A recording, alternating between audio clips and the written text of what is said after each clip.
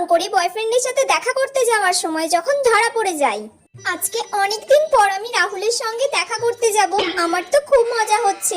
এতদিন তো ওর সাথে আমি দেখা করতেই পারিনি, কারণ গরমের জন্য স্কুল পড়া সবকিছু ছুটি ছিল।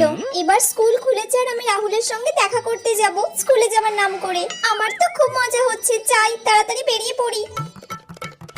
কি রে, কোথায় যাচ্ছিস এখন তুই? এই রে, মা আবার সব শুনতে পেয়ে যায়নি তো? না না, মনে হয় পাইনি। না মা, আসলে আজকে আমার এক্সট্রা ক্লাস আছে, তাই আমাকে ক্লাসে যেতে হবে। ও আচ্ছা, তাই নাকি? আচ্ছা ঠিক আছে, তাহলে আজকে আমি তোর স্যারকে ফোন করে জিজ্ঞাসা করি। না মা, স্যারকে ফোন করতে হবে না। স্যারকেই ফোন করছি আমি। না মা, স্যারকে ফোন করুনি। তুই কেমন পড়ছিস সেটা জানতে হবে তো। আরে আমি তো রোজই পড়তে যাচ্ছি, সব পড়া পারি। স্যারকে ফোন করতে হবে না, ছেড়ে দাও। তুই পড়তে যাচ্ছিস নাকি রাহুলের সাথে দেখা করতে যাচ্ছিস? কি ভাবছিস, আমি কি কিছু শুনতে পাই না? এই রে, মা শুনে ফেলেছে তাহলে।